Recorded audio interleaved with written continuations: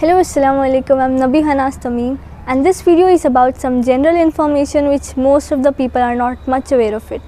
Yes, it is about the well-known COVID-19, one of the major pandemics in history causing millions of deaths. But first, you must know about the difference between epidemic and pandemic disease. An epidemic is a disease that affects a large number of people within a community or a region, whereas pandemic is a disease that spreads over multiple countries or continents. So let us start about COVID-19. COVID-19 is an infectious disease which is caused by the newly discovered coronavirus, and it's a 14-day disease. The timeline of the disease is 14 days, and the most common cause for death is late intervention or late admission. If we intervene correctly, there is 90 to 95% chances of survival, but only for delay in intervention we see all the deaths. So when the virus first enters our body, it starts multiplying and it takes around 3 to 5 days to replicate, and this period is called incubation period.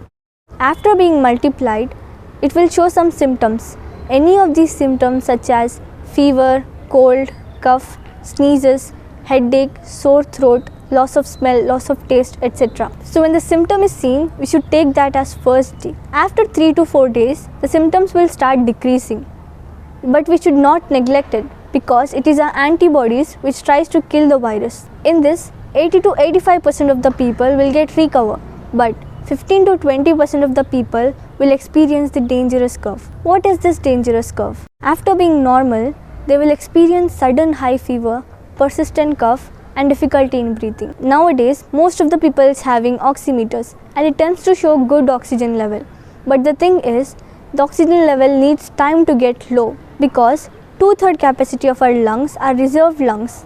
It tries to compensate until the last stage, until the oxygen drops. And after 3 to 4 days, if the fever and cough is still persistent and there is difficulty in breathing, it means we are going beyond the dangerous curve. In 5th day, the thing called cytokine shower. The hormone cytokine starts causing inflammation within our body. To stop this cytokine causing inflammation, we need to take steroids prescribed by the doctors or physicians. But most importantly, it should be taken in the correct time, not in the first day.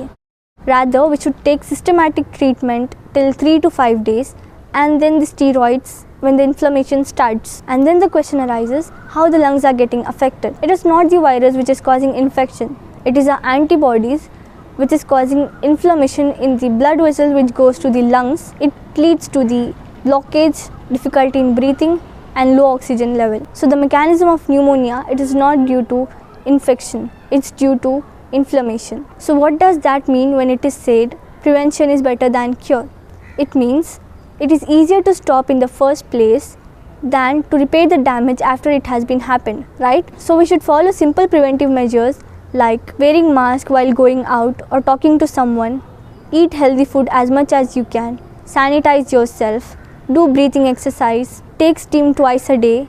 It helps in clearing nasopharyngeal tract. And thank you for listening. Stay safe.